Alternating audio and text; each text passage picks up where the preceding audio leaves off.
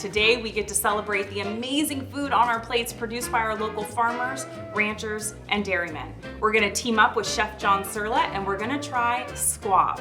Yes, that's right, you might be thinking, I haven't had squab before, but this dark meat, it's known as the meat of kings. I'm willing to give it a try. So allow me to introduce you to Chef John Surla. Now you probably have heard John's name before. He is the owner and head chef at both Fina's and Surla's here in Stanislaus and San Joaquin County.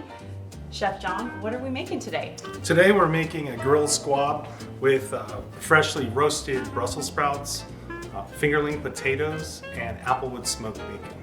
Yum. Now, how did you come up with this recipe? Well, when I started cooking in '95, a lot of fine dining restaurants were into squab. And it was a delicacy.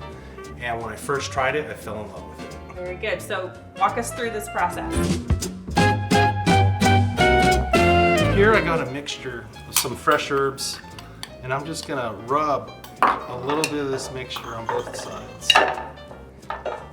So tell me a little bit about, looking for local ingredients when you're putting together these meals. Why is that so important for you? When I worked in San Francisco, when I worked in LA, when I worked at Disney, all our products came from the Central Valley. So it just made sense when I moved to Modesto to cook right at home. So what's our next step now? So now we're gonna go off to the grill. You wanna cook it to a perfect medium rare. Here I'm going to take applewood smoked bacon, minced garlic, just chop it up, pre-roasted Brussels sprouts. And then here we have some roasted fingerling potatoes. You take the squab, place it right on top, and we bake in the oven for about 5 to 10 minutes. Where did your love of cooking begin? My love of cooking began with my mother. When I was a small boy, my mother would cook parties at the home every Saturday, and I'd help her prep. And we'd have anywhere from 20 to 40 cousins over. Gosh. My mom would need help prepping, so that's where I learned how to peel my first piece of garlic or dice my first onion. My mother taught me, so. Wow.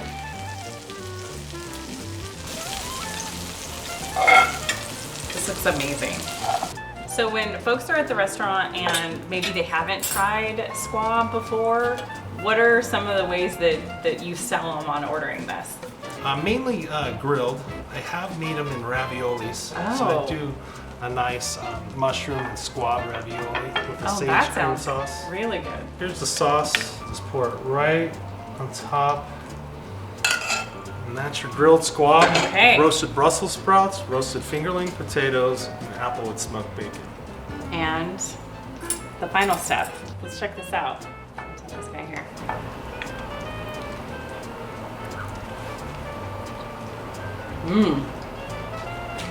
It doesn't taste like poultry. It's like filet mignon of the skies. Wow. Well, thank you, Chef John, for letting us invade your beautiful kitchen. But we know, gang, this meal doesn't begin here in this beautiful kitchen. It begins with our local farmers, ranchers, and dairymen.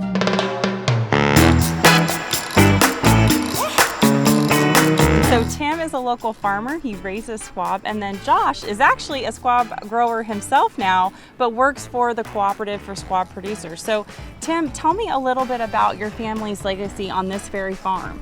My mom's side of the family started here in 1907. Oh, wow. Yeah, I think I'm the 5th generation on this farm. So tell me a little bit more about that. I know that you guys really pride yourself on your ability to process these really fresh poultry. Tell me a little bit more about the investment you've made there. Yeah, so all our poultry is processed all natural and residue free, whether that's from the farm all the way to the fork.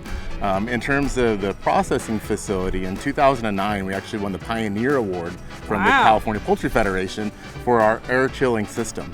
And for maybe you or some other users have never processed or never prepared squab. They don't know what to do with it.